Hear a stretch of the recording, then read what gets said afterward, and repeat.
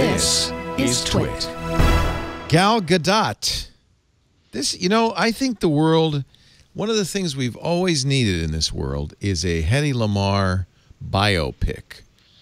And it will starring Wonder Woman? Starring Wonder Woman. Man, that Apple has ordered Hedy Lamarr starring and executive produced by Gal Gadot. Do you think this is intentional? Like they've got Captain America, they've got the Hulk, they've got like they've assembled every single Marvel and DC hero on Apple TV. That can't be They don't have any accidental, Marvel content, but they have all the stars.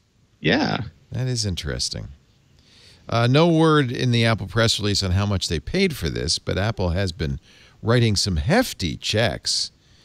Well, I guess Martin Scorsese couldn't sell his next film, and then Apple's like, yeah, we'll give you $180 million. $180 million for Killers of the Flower Moon. Leonardo DiCaprio, Robert De Niro, Martin Scorsese helming, as they say in Hollywood. It's boffo. And here's why this should really worry theater owners and theater distribution and that whole process is that fundamentally, it just didn't add up to a theater, but it did add up for online distribution. And that should, it's a bigger game now. Like the big films are going to, I think over the next 2 to 3 years, you're going to see the biggest films with the biggest budgets are going to start moving towards a company like Apple or Disney or someone else paying for it for their online because they're competing with everybody else. And the money, the ticket sales don't matter to them. They're trying to, pull in subscribers over long periods of time.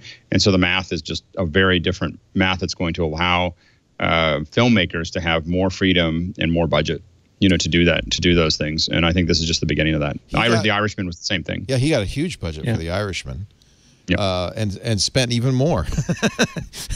Right. I didn't know, though, that Scorsese has a long relationship with Apple. He was in an iPhone ad, but he also apparently directed a scene in his movie The Departed using iChat.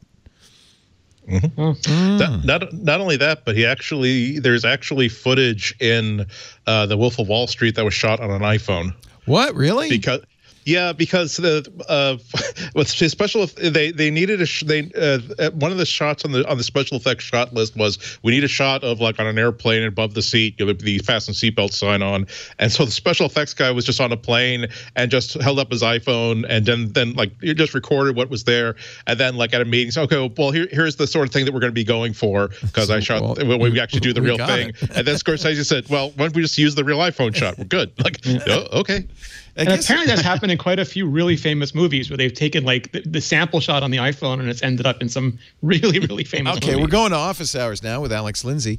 So what would the challenges be? I mean, it's high quality. It's 4K. Color matching would be tricky, but there's software to do that.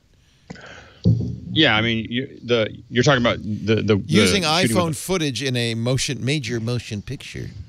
Oh, that stuff. Mixing and matching content happens all the time. I mean, low light is harder. Is going to be harder because it's going to fall apart faster. An airplane placard is a very simple thing. You don't have to worry about depth of field or light or anything, right? Yeah, I think that for small shots like that, we've seen lots of iPhones being used for different things like that, where it's an insert shot or something quick. Because that shot, I don't remember how long it was, but I bet you it was measured in frames. People, people use stock footage in movies all the time. I'm watching the credits and I'm seeing, thanks to Shutterstock, iStock Photo, and I mean, it's like, I guess you didn't shoot that whole movie. Yeah. Well, there's things that you can do, like establishing shots. I mean, I've done ones where we took an image off of iStock, we then projected it, did what we call camera projection mapping, just projected it over simple objects, and then just do a little camera push, and move the little cars, and because it's only going to be there for a second. It's like, and it's like, this is this location, and it's nothing is real. It's movie magic. It's $40,000 cheaper than it was going to be otherwise. And so especially at the last minute in a show, and where that really is popular, it's less in big feature films and more in smaller feature films and television shows. Back in television shows when we only had a couple $1 million an episode,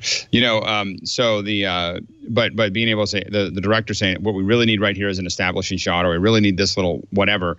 And being able to throw a real quick piece in that's using stock photography or something from a cell phone. I mean, again,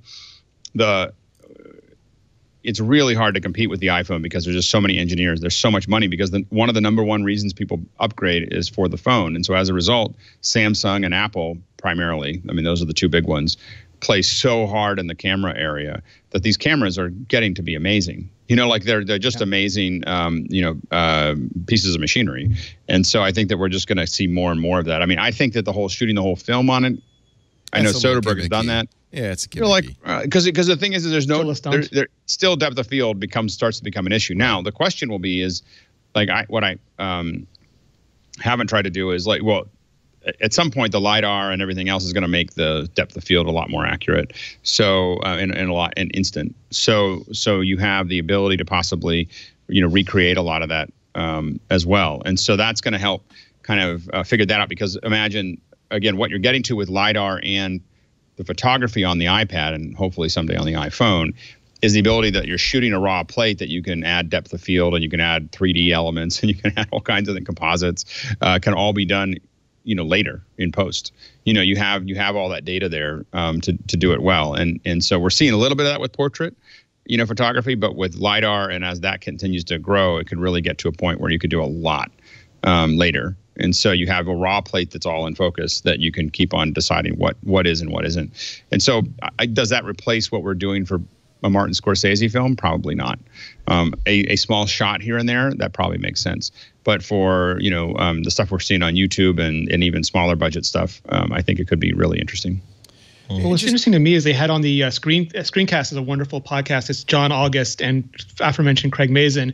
And they had on the person, I'm blanking on his name, the person who was directing the Ryan Reynolds Rock movie for Netflix, and they had to stop production, obviously. And they were talking about what that does to budgets, because when you come back, you only have a skeleton crew. And so it's going to take an additional 10 days or an additional 20 days or an additional month. And that has to be budgeted. And a lot of the smaller movies, I mean, The Rock will get the budget, but a lot of smaller places won't. So the ability to save whatever money they can then becomes not just nice for them, but urgent for them.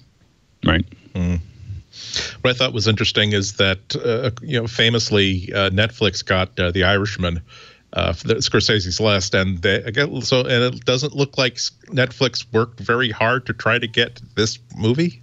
So that might indicate that The Irishman was more of it gave them attention and prestige, but didn't translate into making their money back. Yeah. So we'll see. I mean, if that's got to be like the easiest check to write. Like if you want to get prestige, Scorsese or Spielberg, you're good. Whatever you want. You should write that check if that is your goal. Yeah.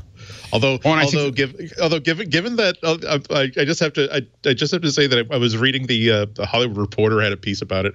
I was saying that Apple is not just like writing the check, like buying the movie. They're like they're designating themselves as the creative studio supporting the project, and I'm like, oh, those boys and girls are going to have such a fun time telling Martin Scorsese and Leonardo DiCaprio that we have some notes on this scene. Like that's going to be fun. I want to see the behind the scenes documentary on that. I don't think they've done it though. Isn't there a thing where they're saying they're deliberately not doing notes or letting all the studio people do that? Although I do wonder if they'll be like, oh no, De Niro can't use an iPhone, or Leo can't use an iPhone. Yeah. Was it? But at least on earlier TV productions, weren't there some stories about lots of interference about sexual content and nudity? They were apparently not true, and based on shows like C and like the morning show. Sure. I have to admit, I was excited that we got Jason Momoa. You don't hire him unless you want all the nudity that you can possibly get on that screen and violence. That show decapitated people in the first 3 seconds.